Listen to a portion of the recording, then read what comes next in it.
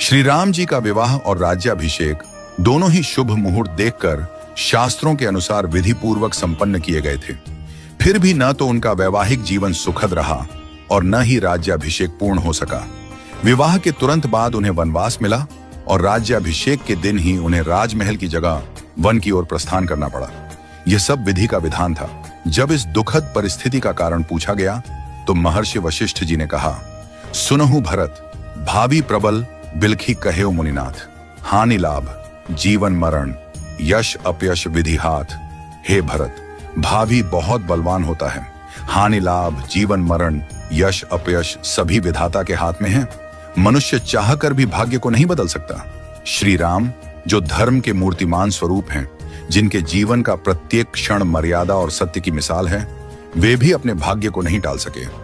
उन्हें वनवास मिला, पत्नी सीता को खोना पड़ा और अंत में उन्होंने स्वयं सरयू में जल समाधि लेकर अपनी लीला का समापन किया।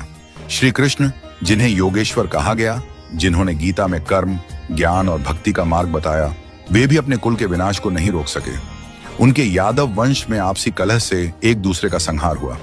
महादेव शिव जो महामृत्युंजय के अधिष्ठाता हैं, वे भी अपनी प्रिया सती की मृत्यु को नहीं रोक सके। त्रिकालदर्शी होकर भी वे विधि के विधान को नहीं बदल सके। रामकृष्ण परमहंस जिन्हें दिव्य सिद्धियां प्राप्त थीं और जिन्होंने हजारों लोगों को ईश्वर का मार्ग दिखाया, वे भी कैंसर जैसी बीमारी को नहीं रोक सके। उन्होंने कहा था, यह शरीर नश्वर है, आत्मा ही अमर है।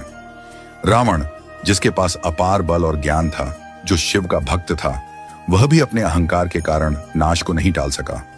कंस जो जानता था कि श्री कृष्ण उसका अंत करेंगे, फिर भी विवश था।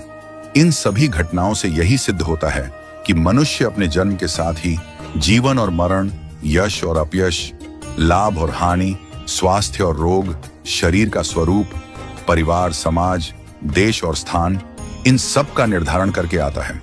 मनुष्य को यह भ्रम होता है कि वह सब कुछ नियंत्रित कर रहा है, लेकिन वास्तव में सब कुछ ईश्वर के संकेत से ही चलता है।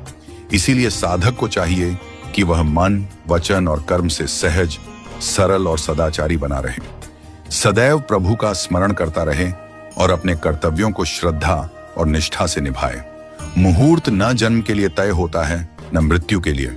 जब जन्म और मृत्यु ही निश्चित नहीं होते, तो बाकी सब कुछ क्षणिक और अस्थायी है। केवल प्रभु का नाम ही शाश्वत सत्य है। इसलिए सदैव ईश्वरमय रहो और आत्मा को परमात्मा के निर्देशों में लीन कर दो। यही सच्चा जीवन है।